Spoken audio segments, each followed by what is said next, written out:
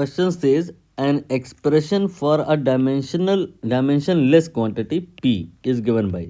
इस p के लिए ये एक्सप्रेशन गिवन है और p कह रहे हैं ये डायमेंशनलेस है। तो यहाँ अल्फ़ा एंड बीटा दो ये कांस्टेंट भी दिखाई दे रहे हैं, इनका ही डायमेंशन यू कैन से हमें निकालना है। तो कुछ थ्योरेटिकल एस्पेक्ट हैं, उन्हें पहले मैं यहाँ डिस्कस कर लूँ कि जैसे कहीं पे अगर y equal to log x लिखा हो, क्या कहा मैंने, y equal to log x, तो इसका मीनिंग ये होता है कि यहाँ x और y दोनों का ही डायमेंशन नहीं होगा। अब यहाँ पर इस बात को हम यूज़ कैसे करेंगे, देखिए ये लिखा है log x, तो जो ब्रैकेट में लिखा है playing the role of x will be dimensionless, so we can say that जो ये kt अपॉन बीटा x है इसका कोई भी डायमेंशन नहीं होगा।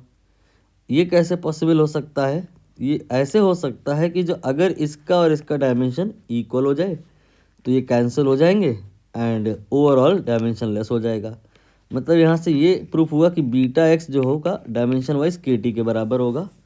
अब बात आया kt, ये जो बात आया kt का ना, इसका क्या मीनिंग है, यहाँ पर ये k और t अलग अलग इनकी डायमेंशन निकाल के मल्टीप्लाई नहीं करना है आपको। यहाँ पर लॉ ऑफ इक्विपार्टीशन आपने पढ़ा होगा, उसके बारे में सोचना है कि एनर्जी जो होता है वो 3/2 kT होता है। t छोटा लिख लो चाहे बड़ा, अब यहाँ पे छोटा लिखा है तो हम छोटा ही लिखे ले रहे हैं। तो यहाँ पे 3/2 का तो कोई मीनिंग नहीं है, डायमेंशन होता नहीं है।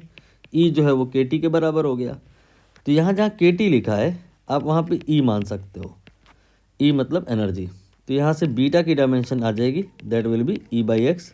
और ई क्या है, ये है energy. Energy is a kind of work and work is what, force into displacement.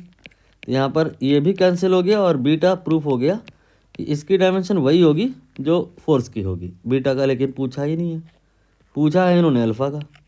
तो अब क्या करें, आगे प्रोसीड करिए। यहाँ पे ये लिखा है log x, log x किसके बराबर था, y के बराबर था और y की डायमेंशन नहीं थी।